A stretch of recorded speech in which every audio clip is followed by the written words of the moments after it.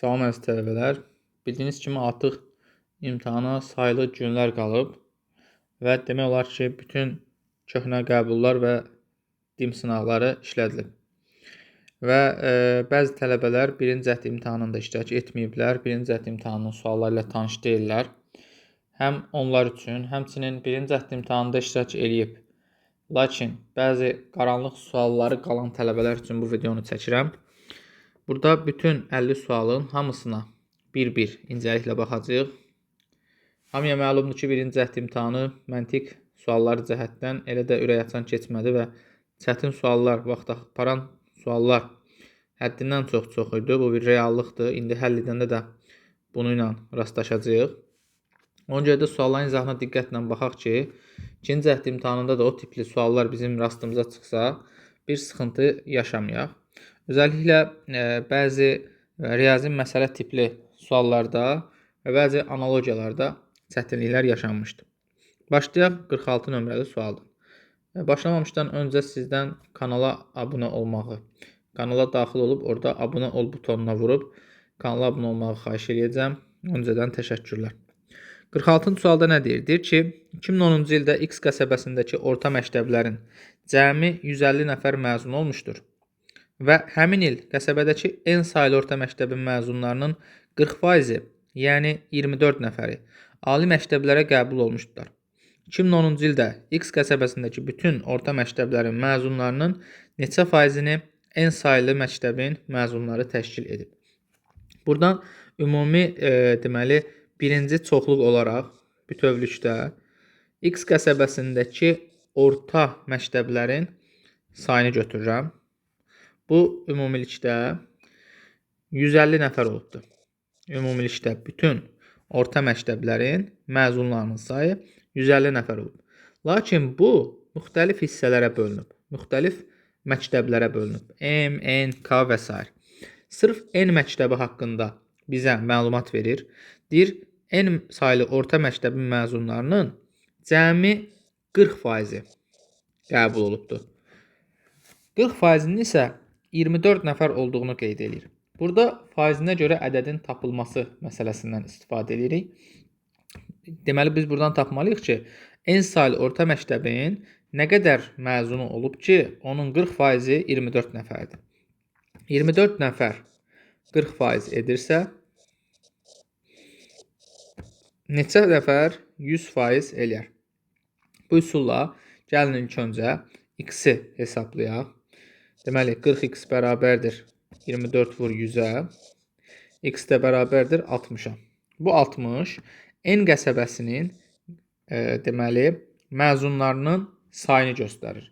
N qəsəbə nə idi? Daha doğrusu N saylı orta məktəb.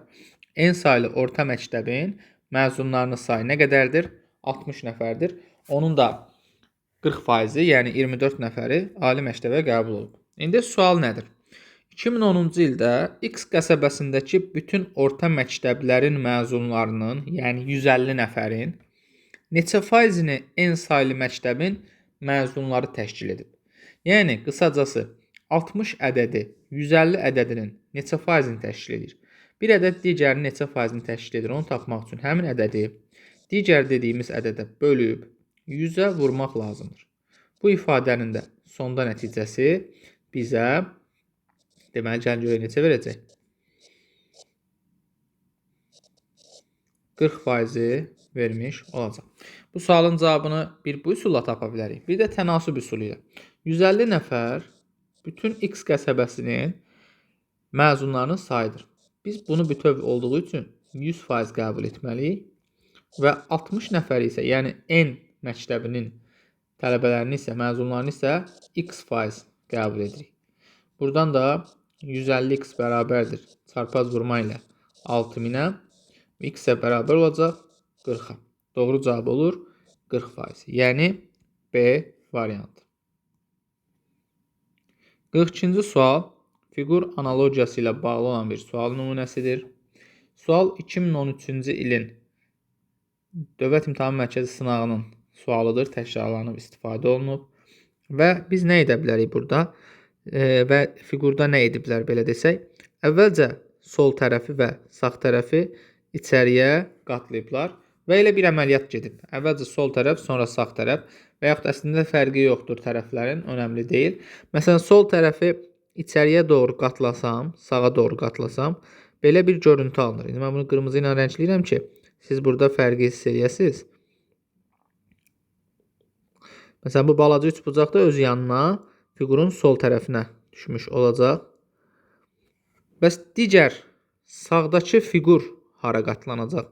Sağdakı fiquru sola doğru qatlasam, o hansı hissəyə düşəcək? Gəlin onu da rəngini dəyişib göy rəngdə göstərək. Baxın, sağdakı fiqur da sola qatlansa,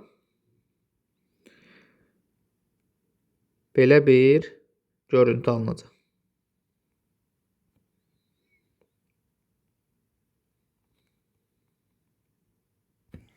Və bu görüntü, baxın, bu sağdakı kvadratı göstərmiş olur.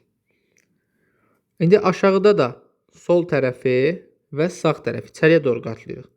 Əvvəlcə sol tərəfi qatlasaq, bu üçbucaq elə sağındakı üçbucağın üzərinə qatlanır. Digəri isə sağ tərəfə düşür. Eyni qaydada sağ tərəfi də sola doğru qatlasam, baxın, həmin üçbucaq da bir hissəsi digər üçbucaqlarla toqquşduğu üçün tam olaraq görünməyəcək və sağdakı şəkil alınmış olur. Üçüncü nümunəyə artıq özünüz baxarsınız. Həmin qaydada qatlanma olur. Yəni, gəlin onu da çəkək. Baxın, sol tərəfi qatlayanda həmin üçbucaq gəlib bu üçbucaqla ağız-ağıza oturur. Belə bir görüntü verir. Və sağ tərəf qatlandıqda isə dairə artıq sol tərəfə düşmüş olacaq. Baxın, bu şəkildə.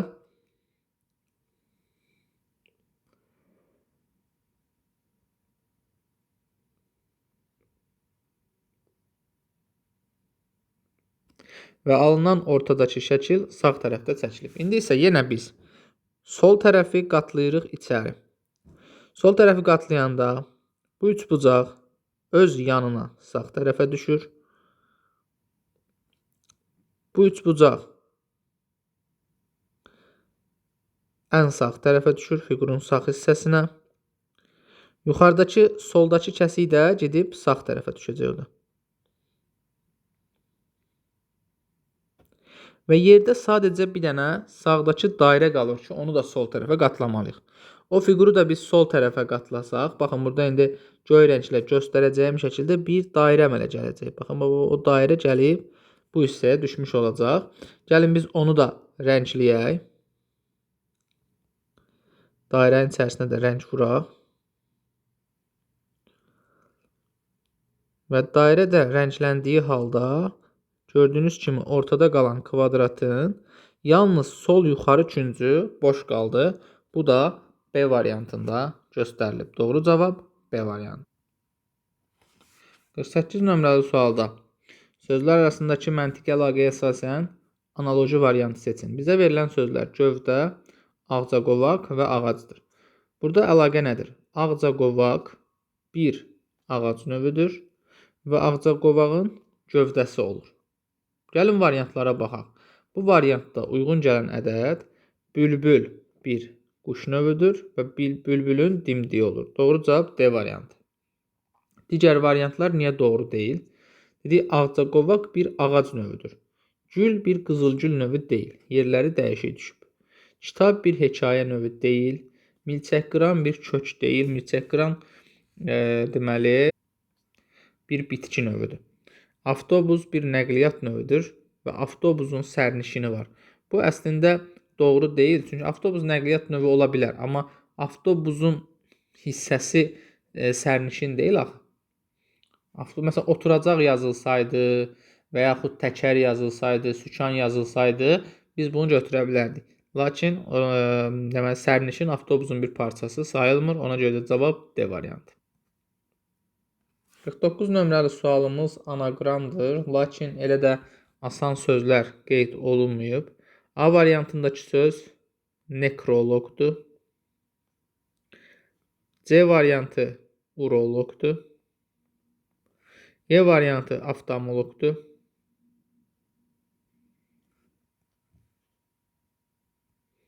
Oftalmoloqdur. B variantı kardioloq və Y variantı qastroloq. Deməli, kardioloq ürək həkimi, qastroloq mədə həkimi, oftalmoloq göz həkimi, uroloq böyrək həkimidir. Nekroloq isə deməli, ölüm haqqında çıxan məqalədir.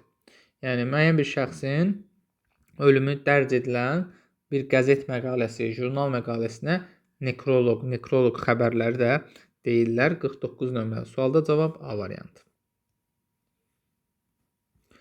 50 nömrəli sual təkrar bir sual idi. Yəni, əvvəlki illərin qəbul suallarında istifadə olunub.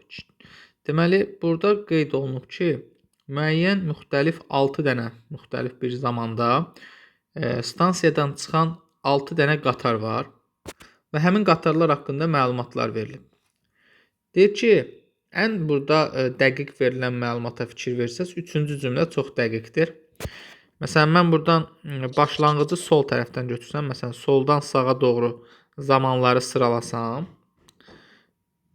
S qatarı N-dən sonra P-dən əvvəl çıxacaq. Baxın, S qatarı N-dən sonra P-dən isə əvvəl çıxacaq. Belə bir qeyd aparırıq. Sonra yazılıb ki, N qatarı M-dən və K-dan əvvəl çıxmayacaq. Deməli, sonra çıxacaq da. N qatarı M və K-dan əvvəl çıxmayacaq. O deməkdir ki, sonra çıxacaq. Deməli, M və K əvvəldə çıxacaq. Amma M ilə K-nın özləri öz aralarında necə çıxacaq? Bu artıq bizə məlum deyil. Bu artıq bizə verilməyib. Deməli, M ilə K-nı yazırıq N-dən əvvələ. L və M qatarı isə stansiyadan S-dən sonra çıxmayacaq. M-i onsuz da bilirik. Zaten M N-dən əvvəldədirsə, deməli S-dən də əvvəldədir. Burada L qatarını da deyir ki, L və M qatarı stansiyada S-dən sonra çıxmayacaq, yəni əvvəl çıxacaq. Onda L qatarını biz ya buralara yazmalıyıq, ya buralara. Yəni, hara yazırıqsa yazaq, hər ehtimalda S-dən əvvəl atmalıyam. Tutalım, buralara bir yerə yaza bilərik. Deməli, ən sonuncu çıxan P-dir. P-dən öncə S çıxıb, S-dən əvvəl də bu 4 dənə qatardır. Onsuz da burada qeyd olunan 7 dənə qatar var. Mən bunları, baxın, ən sonuncu çıxana məcburi olaraq 12:00 zamanı qeyd etməliyəm. Ondan əvvəl çıxana da 11:00. Amma yerdə qalan bu 4 dənə 10:00, 9:00, 8:00 və 7:00 qatarlardır. Biz onlar haqqında dəqiq məlumat bilmirik. Ona görə də bizə lazım olan əslində S qatarıdır. S qatarı isə 11:00-da çıxacaq stansiyadan. 50-ci suala cavab olacaq D variantı. 51 nömrəli sual kombinatorika mövzusundan olan bir sual nümunəsidir və deyilir qızlarla oğlanların şahmat yarışı keçirilir. Yarışın iştirakçıları 3 oğlan və 3 qızdır. Hər partiyanı bir oğlan, bir qızla oynayır. Bütün iştirakçıların eyni zamanda şahmat oynaması neçə variantda mümkündür? Gəlin belə qeyd edək.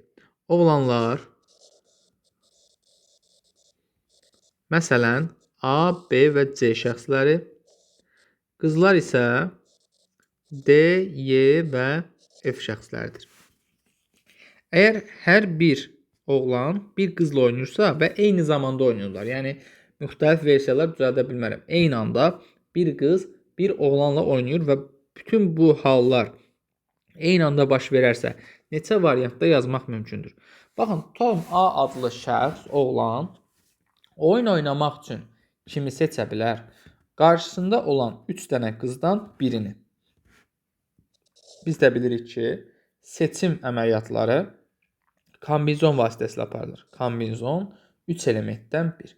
Məsələn, A D-ni seçdi və bunlar bir oynayacaqlar. Yerdə gəlir növbəti B. B kiminlə oynaya bilər? B-nin artıq qarşısında 2 nəfər qalıb. Həmin o 2 nəfərdən birini seçəcək. Olacaq kombinizon 2-dən 1. Daha sonra B məsələn, tutalım Y şəxsli ilə oynadı oyunu, oynayacaq. Yerdə C qalır. C də artıq elə bir nəfərdən birini seçəcək. Yəni bir halı mümkündür. Və bu hadisələr eyni anda baş verdiyi üçün kombinezon ehtimallarında hadisələr eyni anda baş verirsə, hadisələr bir-birinə nə etməlidir? Vurulmalıdır. Kombinezon 3-dən 1, 2-dən 1, 1-dən 1. Kombinezon 3-dən 1 3 eləyir. Kombinezon 2-dən 1 2 eləyir. Kombinezon 1-dən 1 isə 1 eləyir. Bunu da nəticədə verəcək bizə 6. Sualın həllinin birinci versiyası budur. Başqa bir versiyasında isə gəlin belə qeyd edək. Oğlanlar A, B, C, qızlar da D, Y, F. Gəlin bir-bir halları yazaq. Məsələn, necə ola bilər? A, D ilə oynaya bilər. A, Y ilə oynaya bilər. A, F ilə oynaya bilər.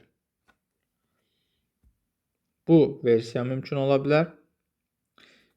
Məsəl üçün, A, D-ni seçdisə, artıq, belə deyək də, artıq B hər hansısa başqa bir şəxsi seçmiş olacaqdır. Həmin adamlardan birini seçə bilməz. Mən bunu gəlin bir dənə iç-içə yazmayayım burada, bir dənə aşağıda qeyd edeyim əlavə olaraq. Məsəl üçün, A kimi seçə bilər? A, B-ni seçdi. A əslində, B-ni yox, üzr istəyirəm. A, D-ni seçdi və yaxud A, Y-ni seçdi və yaxud A, F-i seçdi. A, D-ni seçərsə, buradan növbəti nə baş verə bilər? B, Y-ni seçə bilər və yaxud B, F-i seçə bilər. A, D-ni, B, Y-ni seçsə, buradan C, F-i seçə bilər. Yox, A, D-ni, B, F-i seçsə, onda C, Y-ni seçə bilər. Sonra, ikinci versiyamızda A, Y-ni seçib, düzdür? A, Y-ni seçəndə B ya D-ni seçəcək, ya F-i seçəcək. B, D-ni seçdiyi halda C-yə artıq F qalacaq. Və yaxud B, F-i seçdiyi halda A, Y-ni, B, F-i seçdiyi halda C-yə D qalacaq. İndi A, F-i seçdiyi halda B-yə D-də ola bilər. B-yə Y-də ola bilər. A, F-i B, D-ni seçdiyi halda C-yə Y qalır. A, F-i B, Y-ni seçdiyi halda C-yə D qalır. Burada neçə hal mümkün oldu? 6 versiya mümkün oldu. Ya bu versiyadır, ya bu versiyadır, ya bu, ya bu, ya bu, ya bu. 6 haldan hər hansısa bir versiya olacaq. Deməli, neçə variant mümkün imiş? 6 cür versiya mümkün imiş. Təbii ki, birinci yazdığımız kombinezon halı daha effektiv və daha sürətli alınan bir versiyaydı. Doğru cavab A variantı. 52 nömrəli sualla deməli, birinci növbədə fikir versək, suala biz sətir üzrə də baxa bilərik, sütun üzrə də baxa bilərik. Ən rahatı elə görünən versiyası sətir üzrə bir qaydadır. Birinci şəkil sağa 90 dərəcə fırladılıb, olub ikinci şəkil. İkinci şəkil isə sağa aşıb 90 dərəcə, olub üçüncü şəkil. 1 sağa aşdı, ikincini verdi. 2 sağa aşdı, üçüncünü verdi. İndi aşağıda da baxın, birinci şəkli götürüb 90 dərəcə sağa aşıtsaq, bir dəfə qulağından tutub sağ tərəfə fırlatsaq, ikinci şəkli almış oluruq. İkini sağ tərəfə aşırtmış olsaq, üçüncü şəkli alırıq. İndi burada şəkil birinci növbədə sağa aşıb, belə deyək də, kvadrat özü yox, içindəki xətlər fırlanıbdır. Çünki kvadratın özü fırlandığı halda, gərək məsəl üçün ikinci şəkildəki kvadratlar görürsünüz bir qədər dar uzun formadadır, hündür versiyadadır. O aşsa gərək yastı olaydı, amma kvadratların özlərində heç bir dəyişiklik yoxdur. İçindəki xətlər fırladılıb. Baxın, bu iki xət 90 dərəcə aşıb sağa. Belə və belə oldu. İndi kvadratımız həmin vəziyyətdə qalacaq. İçindəki xətləri biz 90 dərəcə bir daha sağa fırladacaq. Üfüqi xəttimiz şaqlı olacaq. Və diagonal da öz yerini dəyişəcək. Həmçinin qara hissədə keçir, dayanır aşağı sol küncdə. Doğru cavab B variantı. Əgər çətinlik çəksək, biz həmin kvadratın özünü bir dəfə sağa aşıdıb vərəq üzərində də fırlada bilərik. Məsələn, vərəqə çəkək, 90 dərəcə sağa aşıdaq. Vərəqə çəkək, 90 dərəcə sağaşırdıq. 52-ci sualda cavab B variantı. 53 nömrəli sual maraqlı suallardan və qəliz suallardan biridir. Burada çoxlu hərflər var və hər biri bir-birindən fərqli rəqəmlərdir deyir. Burada fikir versinizsə 2, 4, 6, 8, 10 dənə hərf var. Və bir-birindən fərqlidirsə, o zaman elə burada istifadə olunan rəqəmlər 10 dənə rəqəmin elə hamısıdır. Kənarda özüm üçün xüsusi olaraq qeyd edirəm bu rəqəmləri və həmin rəqəmlərə diqqət etsək, gəl indi burada ipucular axtaraq. Toplama əməliyyatı gedib. Burada göstərilməyib əslində. Burada plus işarəsi olmalıdır. Bir toplama əməliyyatı gedib və nə baş verib? T ilə T-ni toplayanda Ş yazılıb. Ə ilə S-ni toplayanda Ə yazılıb. İ ilə İ-ni toplayanda R yazılıb. Bizim belə bir toplamada qaydamız var ki, əgər bir neçə toplanılıb, onlardan biri nəticədə cavaba enibsə, yerdə qalan digər toplananlar çox güman ki, sıfırla bitən bir ədədlər və yaxud yadda ilə bir onluq vasitəsilə sıfıra çevrilən ədədlərdir. Yəni 9-dur. Ə hərfinə baxın. Ə hərfi S-in üzərinə gəlindikdə cavaba elə Ə olaraq keçibdir. Yaxşı. O zaman Ə-ni nəyin üzərinə gəlsəm, Ə-ni ala bilərəm. Ya sıfırın üzərinə və yaxud da əgər bizə bir yadda vermiş olarsa, o zaman 9-un üzərinə. Necə bu baş verir? 9-un üzərinə bir yadda əlavə olunur, 10-a çevrilir, yəni sıfırla bitir. Ondan sonra da həmin ədədi gəlmiş olur. Amma bir məsələ var. Burada T ilə T-nin cəmi ondan böyük bir ədəd deyil, balacadır. Niyə? Çünki sol tərəfdə T ilə T-nin cəmi bir rəqəmli ədəd verib. O zaman bu da sağda da bir rəqəmlidir. Niyə fərqlidirlər? Orada bir yadda yəqin ki, sol tərəfdə ən sol ikinci sütundan bir yadda əmələ gəlibdir. Tamamdır. Ən sağ sütunda T ilə T-ni toplayanda Ş veribsə və Ş 9-dan balaca bir ədəddirsə, o zaman biz bura S-ə 0 yaza bilərik. Ə hərfinin üzərinə 0 gələndə Ə hərfinin özünü vermiş olur. 0-ı ədədlərdən sildik. Ən sol tərəfdə yenə də Ə-nin üzərinə U əlavə ediblər, sonra Ə alıblar. Bu dəfə artıq mən həm 0-ı istifadə edə bilmərəm, həm də ki, bu sütun bizə artıq bir yadda verməlidir. Ondan böyük olmalıdır ki, T ilə T-nin cəmi sağ tərəfdə Ş hərfini verib. İndi isə başqa bir hərf verib. Demək ki, burada bir vahid fərqlənmə var. Bir yaddaya görə. İndi, deməli, U-ya bu dəfə 9 rəqəmini istifadə edəcəyik. Məsələn, baxın, Ə-yə məsələn 7 yazsam, təsadüfi olaraq. 9 bir yadda eləyir 10. Onun üzərinə də 7 gələndə olur 17. Amma 7-ni təsadüfi atmışdım. 9-u da variantlardan silə bilərik. Ondan sonra fikir verirsinizsə, biz əslində unutmuşuq. Şərtdə R-in 8 olduğunu qeyd edib. Gəlin R-ya 8-i yazaq. İ ilə İ-ni toplayıb aşağıda 8 yazıb. Nə ilə nəyi toplayanda 8 ola bilər? Bu ya 9 ilə 9 18 eləyib, lakin 9 istifadə olunub, ya da 4 ilə 4-dür, i'lərə 4 yaza bilərik. 4-ü də istifadə etdiksə silirik, 8 də istifadə etdiksə silirik. Ondan sonra deməli 1, 2, 3, 5, 6, 7 rəqəmləri qalıbdır. Burada qeyd olunan ədədlər, məsəl üçün Ə hərfi, istənilən bir ədədi üzərinə götürə bilər. Çünki Ə-nin üzərinə 0 gəlirəmsə, istənilən halda Ə-ni verəcəkdir. Bir də sağ tərəfdə T ilə T-nin cəmi Ş-nı veribsə, bu ola bilər nələr? Onu keçməyəcək ədədlər. Çünki sol tərəfdə də T ilə T-nin cəmi bir vahid daha böyük bir ədəd verməlidir. Və onu keçməməlidir. Bir rəqəmlə də durmalıdır. Aşağıdakı Q hərfindən görsənir. Baxın, mən bura 2 yaza bilmərəm. 2 ilə 2 4 eləyəcək. İ-yə 4 vermişik, Ş-ya 4 verə bilmərik. 5 verə bilmərəm. Çünki 5 ilə 5 10 eləyəcək. Həm 0 işlətmişik, olmaz. Həm də 5 ilə 5-in cəmi artıq 10 eləyir. 2 rəqəmli olur. Q-yə də 10 yazmaq olmuraq. Ona görə də 5-dən balaca ədəd olmalıdır. Lakin 2 dedik ola bilməz. Onda 4 eləyir. Ya 1-dir, ya da 3'dür. Baxın, iki ehtimal var. Ya 1-ə bərabərdir, ya da ki 3-ə bərabərdir. Məsəl üçün 3 versiyasını qoyub yoxlayaq. Tutalım ki, baxın, bura 3 yazırıq. 3 ilə 3 elədi 6. İndi isə 3 ilə 3 bir yadda ilə eləyəcək. Deməli 7-yə bərabər. 3 və 7 də istifadə olunandan sonra burada 8-in üzərinə B gəlib C-ni alıb, amma yadda heç nə yoxdur. Mən 8-in üzərinə 1 gəlsəm 9 eləyəcək, 9 istifadə olunub. 8-in üzərinə 2 gəlsəm 10 eləyəcək, 0 yazmalıyıq, 0 istifadə olunub. 5 gəlsəm 13 eləyəcək, 3 istifadə olunub. Və 6 gəlsəm 14 eləyəcək, 4 də istifadə olunub.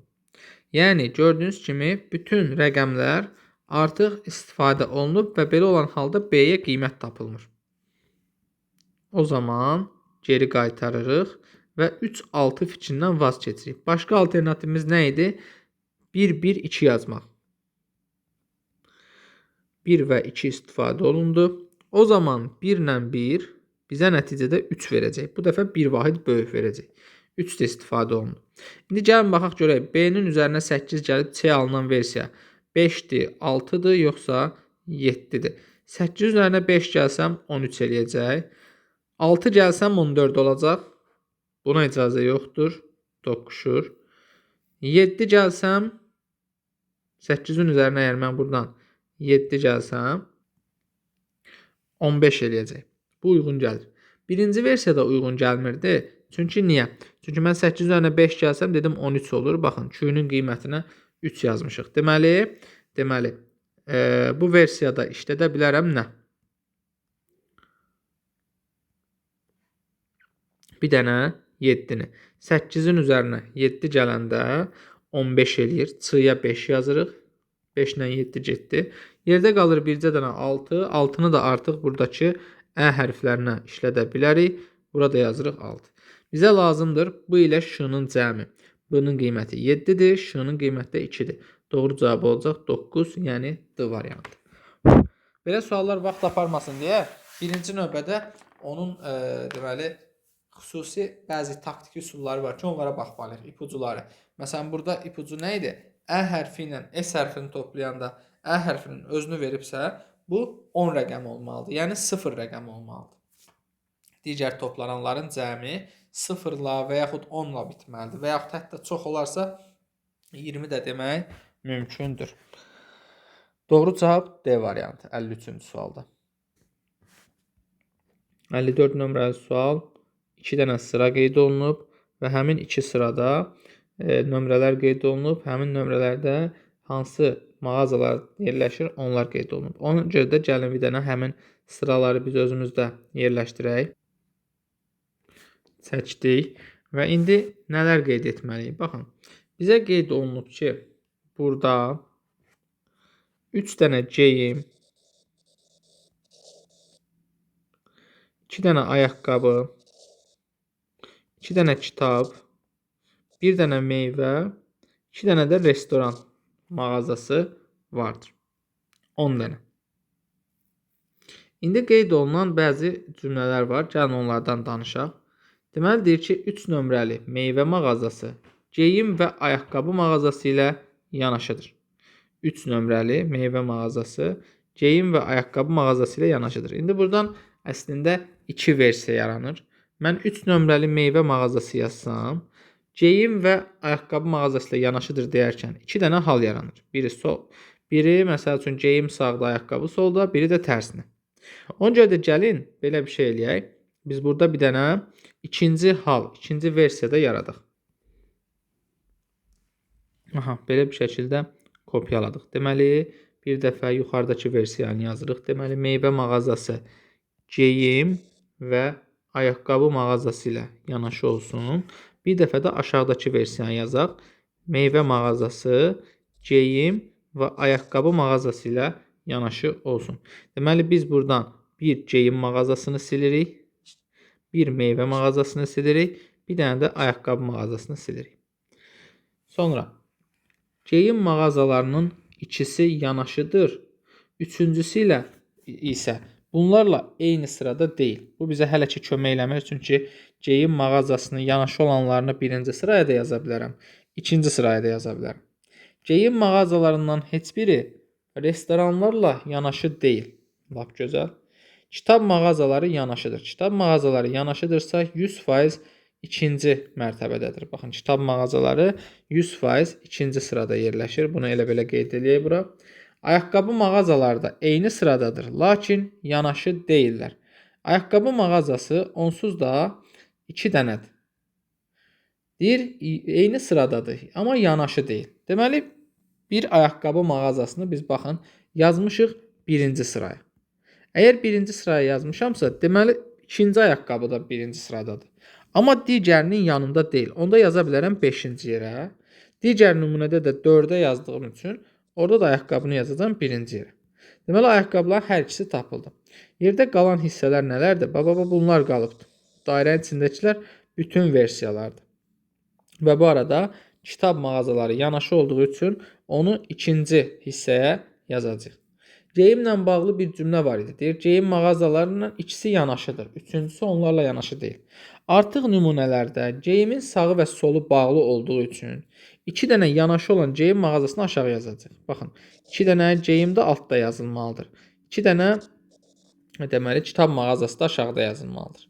Yerdə 2 dənə restoran qalacaq. Onun da birini aşağı, birini də yuxarı yazacağıq. Bir dənə cümlə var.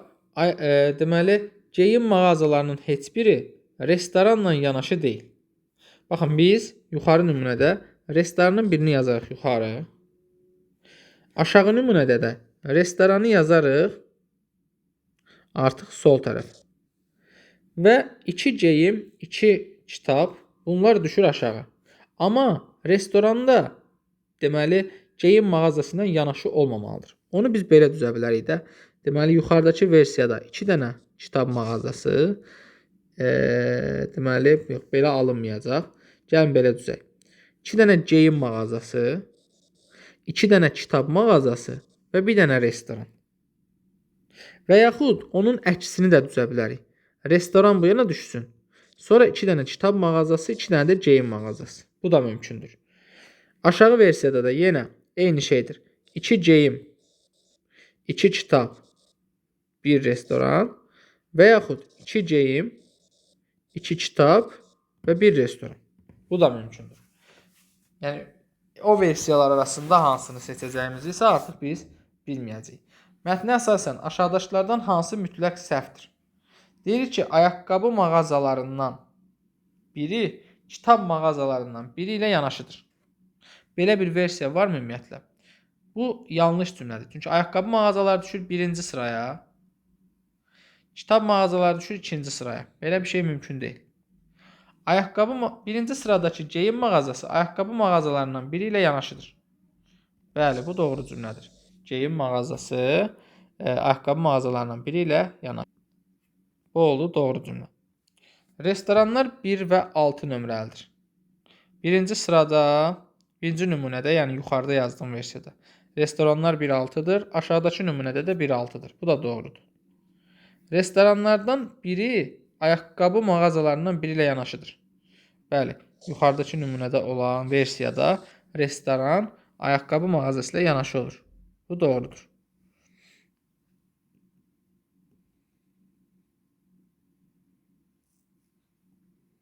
Burada əslində bizə ehtiyac var ki, deməli, səhvi tapaq. Bu B variantıdır, bir də C variantıdır. Bunlar doğru cavablardır. Ona görə onu götürmürük. Restoranlardan biri ayaqqabı mağazasından biri ilə yanaşdır. O da doğru cavabdır. Bizə isə doğru yox, səhv lazımdır. Kitab mağazaları ikinci sıradadır. Baxın, 2 versiyanın ikisində də, hətta 4 versiyanın 4-ündə də kitabı ikinci sıraya yazmışıq. Bir dənə A variantında doğru cavabımız olacaq A variantı. Bir dənə A variantında ayaqqabı mağazalarından biri kitab mağazalarından biri ilə yanaşıdır. Bu heç vaxt mümkün ola bilməz. Çünki kitab mağazası ikinci sətrə, ikinci sıraya, ayaqqabı mağazalarında ikisi də birinci sıraya düşür. Deməli, A variantı mütləq səhv cavab olmuş olacaqdır. Sual nömrə 55. Cildlərinin rəngi müxtəlif olan 4 kitab detektiv, nağıl, roman və şeir kitabları rəfin üstündədir. Deməli, 2 dənə kriteriyalı bir mətndir. Detektiv, nağıl, roman və şeir kitablarıdır. Bu kitabların adları. Kitabların adlarından başqa burada ikinci bir kriteriya onların rəngləridir. Deməli, göy, yaşıl, qırmızı və sarı rəngli kitablar. Nə deyir cümlələrdə? Deyir ki, masanın üstündə ağ cildli kitab var. Amma sonra da deyir ki, lüğət masanın üstündədir. Bayaqki kitablar rəfin üstündə idi. Bu isə masanın üstündədir. Deməli, elə lüğət ki var, masanın üstündə olan lüğət. O ağ rəngdədir. Yerdə qalanlar isə olacaq rəfin üstündə. Deyir ki, detektiv və şeir kitabları göy cildli deyil. Detektiv və şeir kitabları göy cildli deyil. Bunun üçün cədvələ minuslarımızı atdıq. Nağıl kitabı qırmızı kitabla romanın arasında yerləşir. Bu o deməkdir ki, nə nağıl kitabı, nə də roman qırmızı deyil.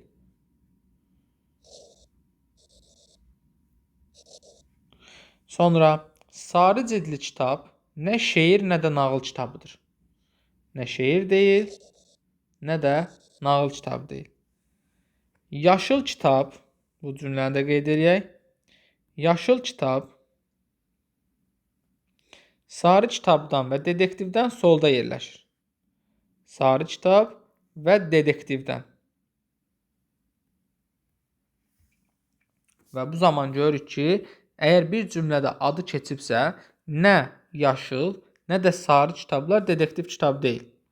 Nə sarı, nə də yaşıl. Başqa bir şərt qalmadığı üçün artıq baxırıq misalımıza.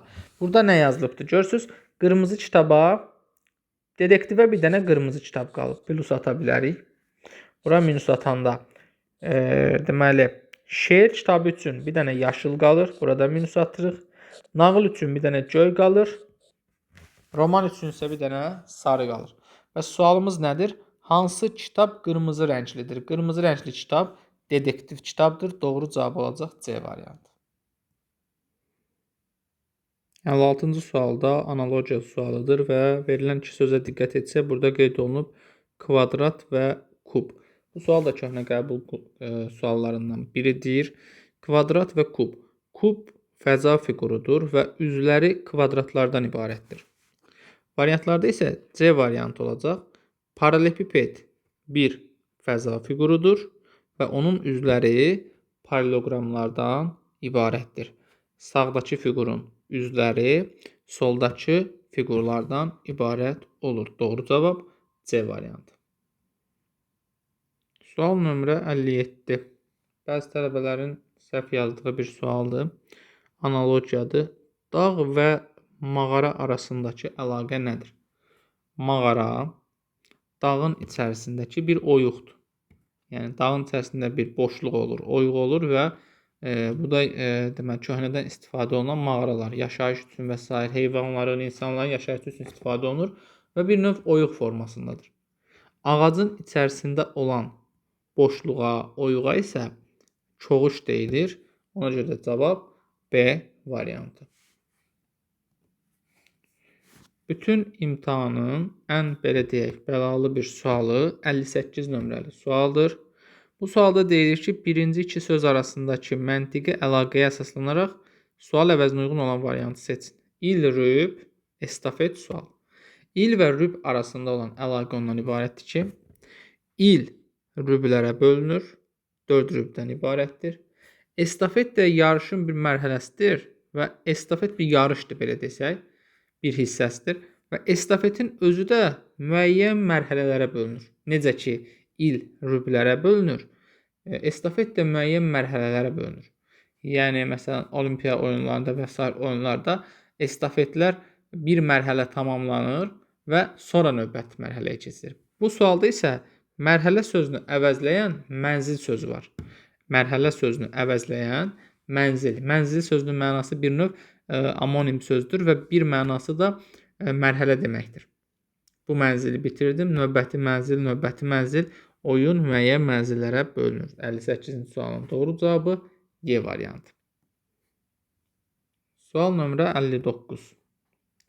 Sualda mahiyyət nəydən ibarətdir? Baxın, bizə deyir ki, təsadüfən atılaraq lövhəyə sancılmış mizraqın rənglənməmiş sahədə olma ehtimalı nə qədərdir?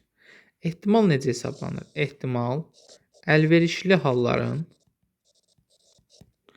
ümumi hallara olan nisbətidir. Ehtimal əlverişli halların ümumi hallara olan nisbətinə bərabərdir. Burada əlverişli hal nədir? Əlverişli hal odur ki, yəni bizim istədiyimiz nədir? Bizim istədiyimiz atılan mizraqın rənglənməmiş sahədə olma ehtimalı. Rənglənməmiş sahə burada ağ sahədir. Ola bilər rənglənmiş deyər və s. Ümumi olaraq S rəngsiz hissə, məxrəcə isə ümumi sahəni yazmalıyıq. S böyük halqa. Rəngsiz hissə də zaten kiçik halqaya bərabərdir. O zaman gəlin bütöv dairənin sahəsini tapaq və onu məxrəcə yazaq. Burada bizə radiuslar verilib. Böyük dairənin radiusu 3 desimetrdir. Dairənin də sahə düsturunu bilirik ki, pi r kvadratıdır. Biz burada pi-ni 3-də qəbul edə bilərik. Elə sadəcə pi olaraq da saxlaya bilərik. Gəlin 3 qəbul edək. 3 vurulsun r3. 3-ün kvadratı. Bu neçə eləyir? 27 eləyir. Bu böyük halqanın sahəsi.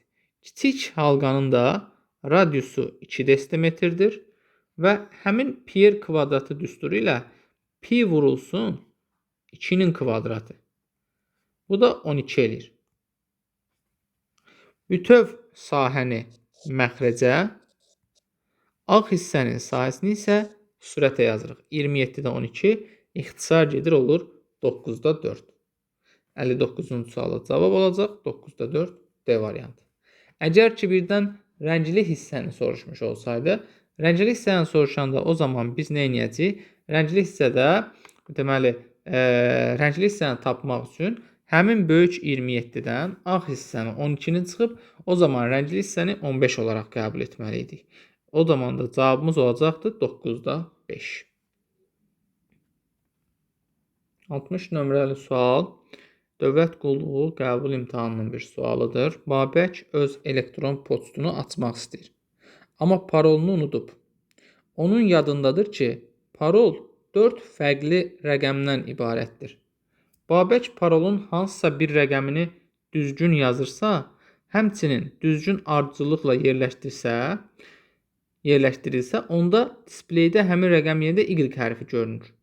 Deməli, həm rəqəmi düzgün yazmalıdır, həm də düzgün ardıcıllıqda yerləşdirməlidir. Yəni, həm yeri, həm də rəqəmin öz düzgün olsa, bu Y hərfin deməkdir. Əgər o düzgün rəqəmi yazsa, amma yerini düzgün tapmasa, yəni düzgün ardıcıllıqda yerləşdirmirsə, onda N hərfi yazılır. Yəni, N hərfi o deməkdir ki, ədəd tapılıb, lakin yeri düzgün deyil. Onun yazdığı rəqəm olmayanda isə ümumiyyətlə, onda da X hərfi görünür. Və mən indi həmin ədədi axtarmağa çalışıram.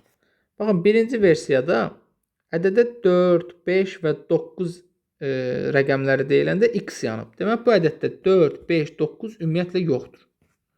4, 5, 9 ümumiyyətlə yoxdur. Onda Y variantı səhvdir, çünki içində 5 yazılıb. Həmçinin ikinci nümunədə 3 yazılıb və burada da onun yerinə X yazılıb. Deməli, 3 də yoxdur həmin ədəddə. D variantını və C variantını da silə bilərsiniz. İkinci nümunəyə baxıram, orada 7-yə görə X yazılıb. Dördüncü nümunədə də 0-a görə X yazılıb. Deməli, 0 və 7 də yoxdur. Yerdə qalan variantlar, deməli, A-dır, B-dir. Ya 2816 ya da ki 4816.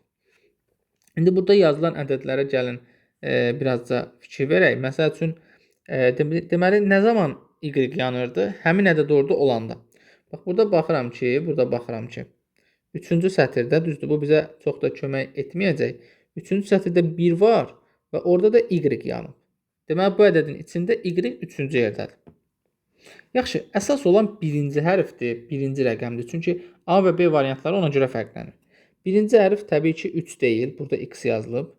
Birinci hərfə görə baxın bir dənə nə rəqəmi deyilibdir. 1 deyilib. Aha, biz burada bir məsələni qaçırtdıq. Baxın 4 rəqəmi deyiləndə x işarəsi yazılıb. Onda bu ədədin içində 4 də yoxdur. 4-ü də silsək, B variantda silinsə, yerdə qalacaq A variantı. Bəs 2 rəqəmi ola bilərmi?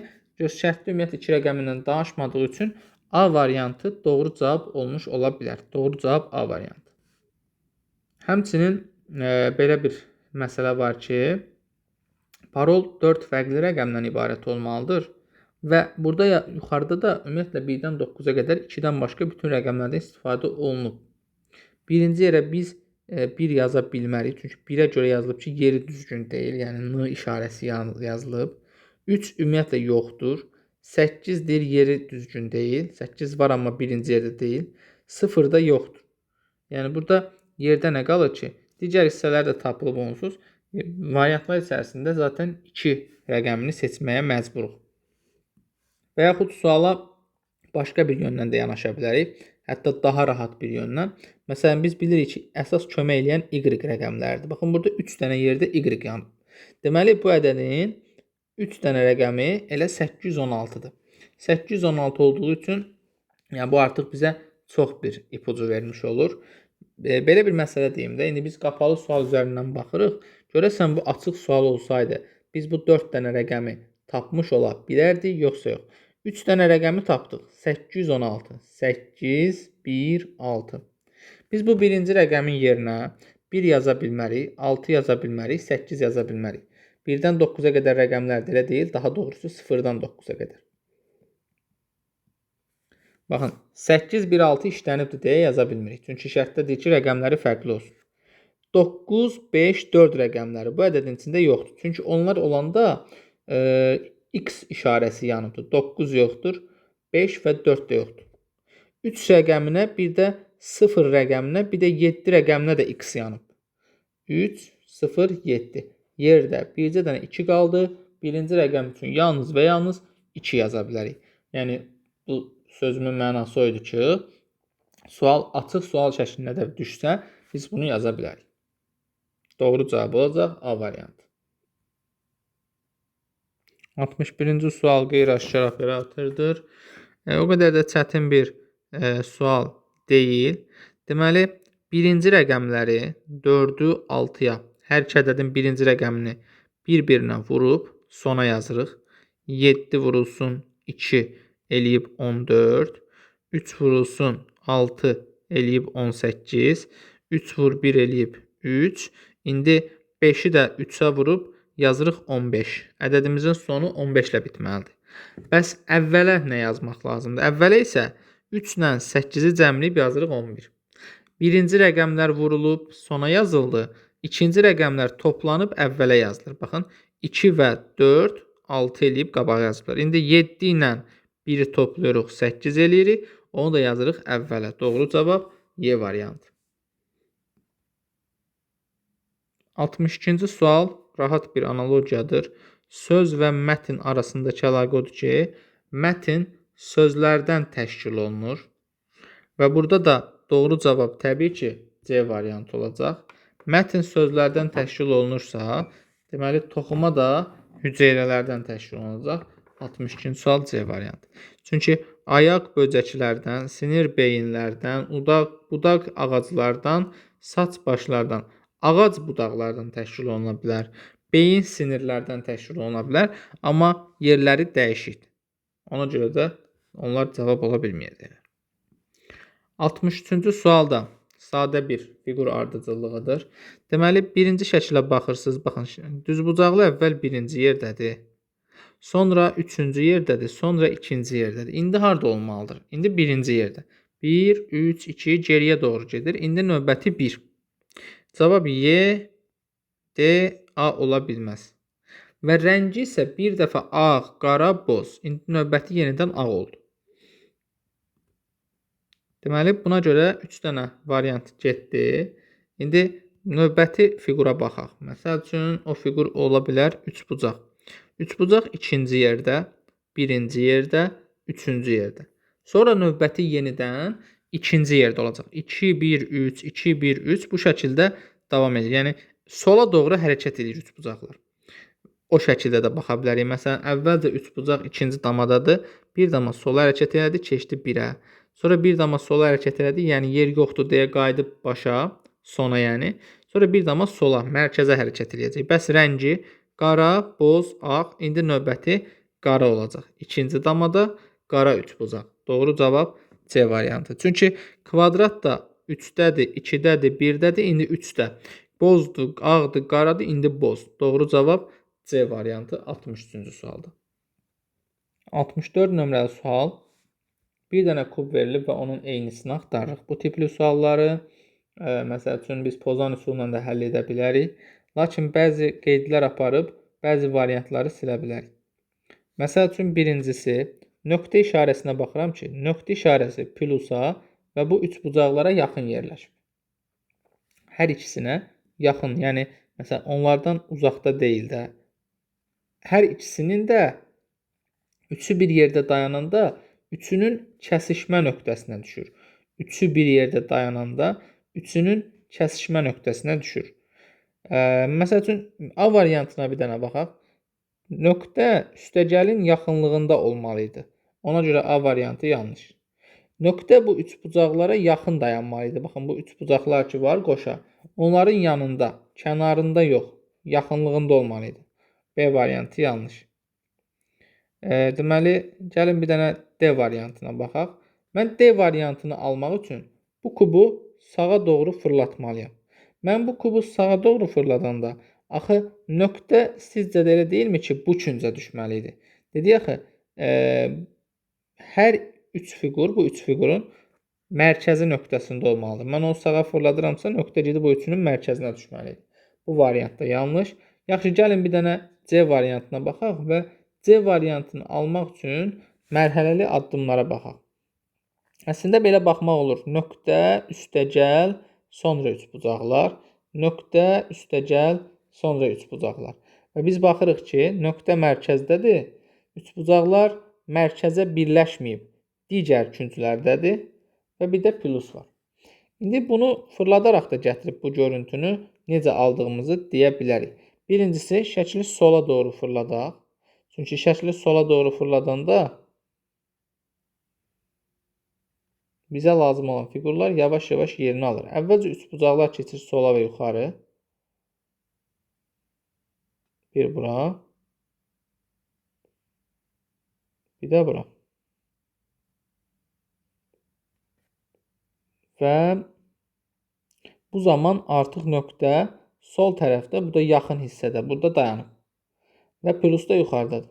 İndi biz bu fiquru bir dənə sağa aşıtsaq, həm üstəgəl yan tərəfə düşəcək, həm üçbucaqlar istiqamətini dəyişəcək, həm də nöqtə gəlib yuxarı sağ küncdə dayanmış olacaq. Doğru cavab C variantı. Bir daha deyirəm, belə sualların ən rahat həll üsulu pozan üzərindən çəkib tez tapmaqdır.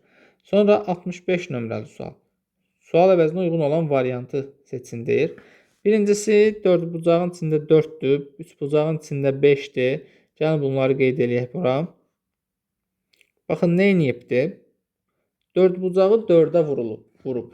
Olub 16. Bu ortadakı ədəddən danışıram. Görürsünüz, üçbucağı 5-ə vuranda, içindəki ədədə vuranda 15. 7 bucağını 0-a vuranda 0, 5 bucağı 3-ə vuranda 15. İndi 6-nı 6-ya vuranda 36. Bu ortadakı ədəd edəcək 36. Birinci ədəd cəmidir. 4 ilə 4-ün cəmi 8, 3 ilə 5-in cəmi 8, 7 ilə 0-ın cəmi 7, 5 ilə 3-ün cəmi 8, 6 ilə 6-nın cəmi 12. 12, 36. Sonuncuda nə edibdir? Məsələn, 4 bucaqdır, 4-dür, 20, 3 bucaqdır, 5-dir. Deməli, nə ediblər? İçəridəki ədədi bu fiqurun bir vahid çoxuna vururuq. 4-ü 5-ə vururuq, 20. 5-i 4-ə vururuq, 20. 6-nı 7-yə vuracaq, 42. 0-ı 8-ə vurub 0. Deməli, nə edib? İçəridəki ədədi kənardakı fiqurun tərəf sayının bir vahid artığına vurursan. Baxın aşağıda 3 bucağı, 3 rəqəmini 5-ə yox 6-ya vururuq. Özünə yox, onun bir vahid artığına. Eləyir 18. İndi burada da içində dayanan 6-nı 6-nın bir vahid artığına 7-yə vururuq. Eləyir neçə? 42. 12, 36 və 42. Cavab E variantı. Növbəti sualımız 66-cı sual mühakimə məsələsidir. X ölkəsində kondisionerin istehsal xərci Y ölkəsində kondisionerin istehsal xərcindən 12% azdır. Deməli, X ölkəsində xərclər Y ölkəsinə nəzərən 12% nədir? Aşağıdır. Daşınma və gömrük rüsumları da əlavə edilsə belə, hər hansısa bir şirkət üçün X ölkəsindən Y ölkəsinə kondisioner idxal etmək, Y ölkəsində kondisioner istehsal etməkdən daha ucuz başa gəlir. Elə bil ki, biz iki məhsulun birini Y ölkəsində istehsal etsək, birini də X ölkəsində istehsal etsək, X ölkəsindəki məhsul 12% ucuz başa gəlir. Gəlin məhsulu məsəl üçün belə hər hansısa bir qiymətlə götürək. Y ölkəsində məhsul istehsal olunur məsələn 100 manata. X ölkəsində isə Y-ə nəzərən 12% ucuz. Yəni 88 manata. Çünki 100 manatın 12%-i 12 manata bərabərdir. Biz də onu burada istehsal edirik 88 manata. Məsəl üçün, əgər biz daşıma xərclərini, gömrük xərclərini 12 manat nəzərə alsaq, bu zaman məhsulların gəlir istehsal xərcləri bərabərləşəcək. Amma burada qeyd olunub ki, daşıma və gömrük rüsumları da əlavə edilsə belə, hər hansısa bir şirkət üçün X ölkəsindən Y ölkəsinə kondisioner idxal etmək Y ölkəsində istehsaldan daha ucuzdur. Yəni onda belə çıxır ki, burada olan daşıma plus gömrük xərcləri birlikdə 12 manatdan aşağıdır. Yəni 12%-dən deyək də belə desək.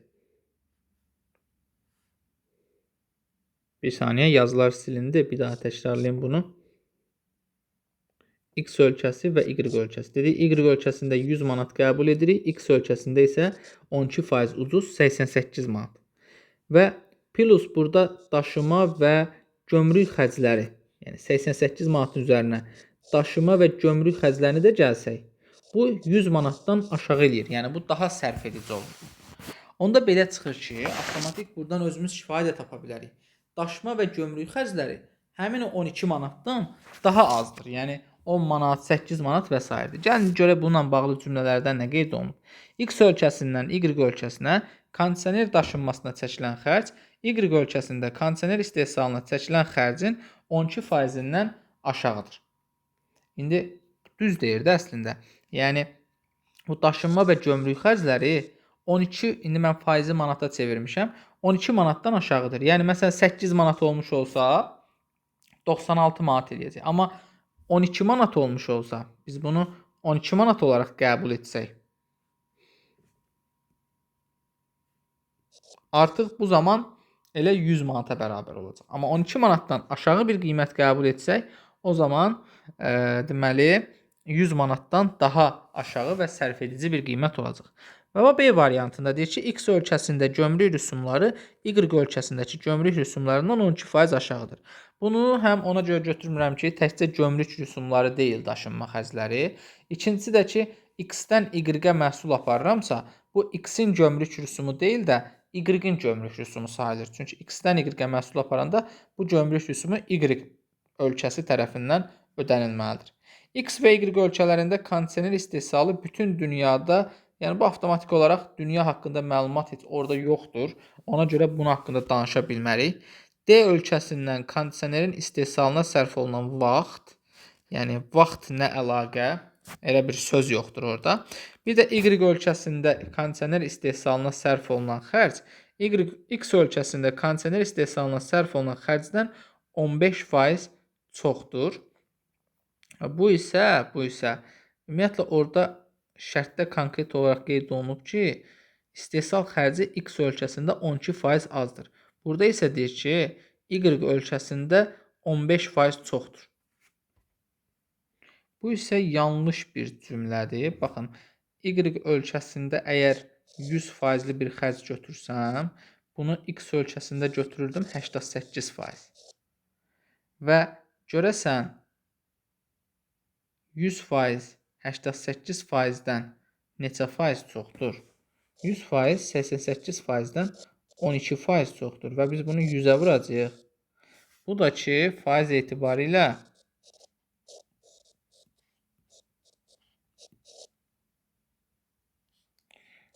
15%-dən çox etmir. Yəni kiçik bir ədəd eləyir.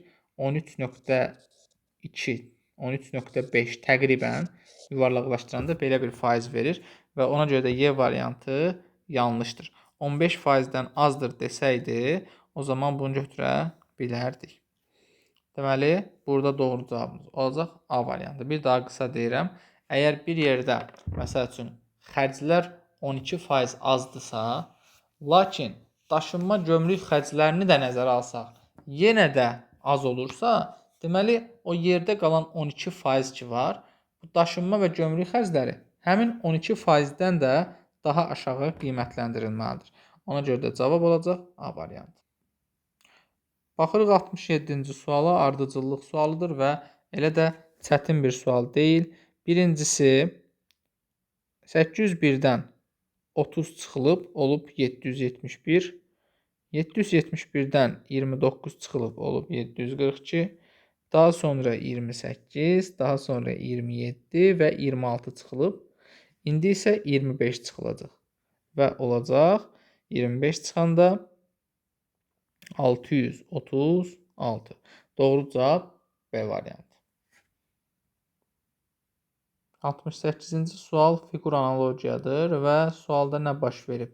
İlk öncə fiqur 180 dərəcə çevrilib, üzbucaqlının rəngi dəyişilib və xəttin üzərindəki cızıq xətt, balaca xətt aşağıya sürüşüb tam olaraq. İndi bunu 180 dərəcə çevirsək və rəngini dəyişiriksə, cavab B və D variantı olmayacaq. Və şəkil 180 dərəcə çevriləndə xətt A-dakı kimi sola yox, Y-dəki kimi sağa baxmalıdır. Və həmin üstündəki balaca xətt də aşağıya sürüşməlidirsə, C-də görürsünüz ortada qalıb. Ona görə də cavab variantı Y variantı. Sual nömrə 69. 11 üstə gələk 1 etdi 12, yarısı 6. 11 çıx 1 elədi 10, yarısı 5. 14-ün üzərinə 2 gəlib 2-yə bölsək 8. 14-dən 2 çıxıb 2-yə bölsək 6. 7-nin üzərinə 1 gəlib 2-yə bölsək 4. 7-dən 1 çıxıb 2-yə bölsək 3. İndi 10-la 2-ni toplayırıq 12, 2-yə bölürük 6. 10-dan 2 çıxırıq 8, 2-yə bölürük 4. Bu eləyir 64. İkinci tərəfdə 6 ilə 2-ni cəmləyirik 8, yarısı 4. 6-dan 2 çıxırıq, yarıya bölürük 2. 64, 42. Doğru cavab Y variantı. Növbəti sual 70 nömrəli sualdır. 70 nömrəli sual da tələbələrin əksəriyyətini narahat edən suallardan biri idi.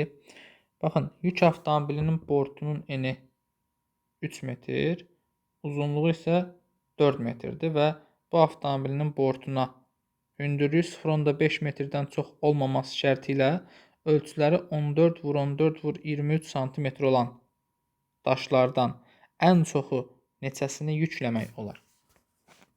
Baxın, bu sualda biz bu daşları, məsəl üçün 14-ün 14-ə və 23 olaraq çəkiriksə, təxmini belə bir daşlar olduğunu düşünə bilərik.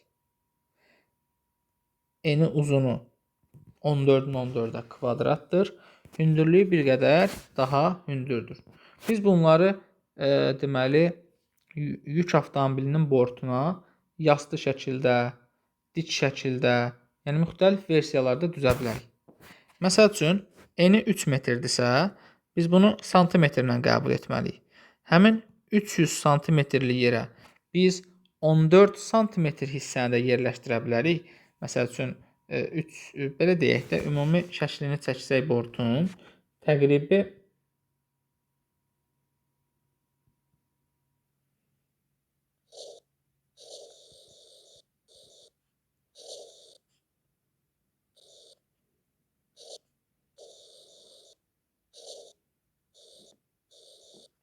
İndi biz burada balaca kvadratları bu hissəyə belə dikinə də yerləşdirə bilərik. Və yaxud da ki, ola bilər ki, yastı şəklində də yerləşdirə bilərik. Ola bilər ki, yastı şəklində də yerləşdirə bilərik. Ona görə də yastı şəkildə yerləşdirəndə, məsəl üçün, 14 sm olaraq yerləşdirəndə biz 300-ü bölməliyik 14-ə və yaxud 23 sm-lik hissəsini, yəni belə deyək də, yanbayan dik şəkildə yerləşdirəndə 300-ün içərisindən buranı 3 metr qəbul edək, buranı 4 metr. Hündürlüyünü isə 0,5 metr, yəni 50 sm. 3 metrlik hissəyə nə qədər 14 yerləşə bilər və yaxud bu kubikləri biz yastı şəklində də yerləşdirə bilərik yanbayan, üst-üstə. O zaman üst-üstə nə qədər yerləşə bilər? Onları da ayrı şəkildə düşünməliyik. Görəsən 23 sm-dən neçə dənə yerləşdirə bilərik? Əvvəlcə 300-ü 14-ə bölürük. 300-ü 14-ə böləndə 21 tam neçəsə eləyir? Bu tam olaraq 21 daşdır. Çünki 21 tam neçəsə kəsirindən biz daş yaza bilmərik. Amma 3 metri 23 sm-dən bölsək, bu 13 dənə daş edir. Və yaxud 4 metrlik hissəyə yenə də dik şəklində yerləşdirsək, neçə dənə 14 sm yerləşdirə bilərik? 400-ü bölürük 14-ə, bu zaman 28 daş, 23-ə bölsək, 423-ə böləndə 17 daş edir. Eyni qaydada bu 50 sm-lik yerə, 50 sm yerlə, əgər biz 14-dən yerləşdirsək hündürlüyünü, yəni yastısına düzsək, o zaman 2 dənə daş yerləşəcək. Əgər, daha doğrusu 2 dənə yox, üzr istəyirəm, 3 dəfə düşür. Yox, əgər 23 sm-dən yerləşdirsək, o zaman 2 dənə düşəcək. İndi biz bunu yəni 2 dənə hissədən 14 sm seçməliyik, bir dənəsindən 23 sm. Məsəl üçün, versiyalardan biri necədir? Gəlin baxaq. Buradan 14, buradan 14-lüyü yerləşdirək, buradan 23-lüyü yerləşdirək. O zaman neçə olacaq bu? 21 vurulsun 28 vurulsun 2. Bu bir hal. Sonra buradan 14-lüyü seçib, buradan da 14-lüyü seçib, buradan 23-lüyü seçmək. O olur 21 vur 17 vur 3. Başqa bir versiyada buradan 14-lüyü seçib, buradan 14-lüyü seçib, buradan 23-lüyü seçmək. Bu da olur 28 vur 13 vur 3. Bu ifadələrdən 28 vur 13 vur 3 1092 eləyir. 21 vur 17 vur 3 1071 eləyir. 21 vur 28 vur 2 isə 1176 eləyir. Ən çox yerləşdirilə biləcək daş sayı 1176 dənə olmuş ola bilər. Yəni, məsəl üçün 3 metrlik yerə mən bunu dik şəkildə yerləşdirsəm, şaquli vəziyyətdə yerləşdirsəm, neçə dənə 14 sm yerləşdirə bilərəm? 21 ədəd. Yox, yastısına yerləşdirmiş olsam, məsələn, kubikləri beləsinə bölüb yerləşdirmiş olsam, aşırırsam, bir neçəsini yanbayan düzə bilərəm. 300-lük yerə 23 sm-dən bölsəm, 13 dənə daş yerləşdirə bilərəm. Və yaxud 400-lük yerə, yəni uzunluğuna da həmin hissələri hesablayırıq, bir də hündürlüyünə. Hündür hissəsi 50 sm-dirsə, biz bunu dikinə qoysaq şaquli vəziyyətdə 2 dənə 23-ü üst-üstə qoyub 50 sm yerləşdirə bilərəm. Əgər yastısına qoysaq 14, 14, 14, 3 dənə 14, 42 eləyəcək və 50-nin içərisinə sığa bilər. Doğru cavab olacaq 1176, yəni Y variantı. Bu ilk 25 sualın izahı idi. Yerdə qalan 25 sual isə videonun ikinci hissəsində gələcəkdir. Videonu bəyənməyi, kanala abunə olmağı unutmayın. Videonun ikinci hissəsini səbirsizliklə gözləyin. İzlədiyiniz üçün təşəkkürlər.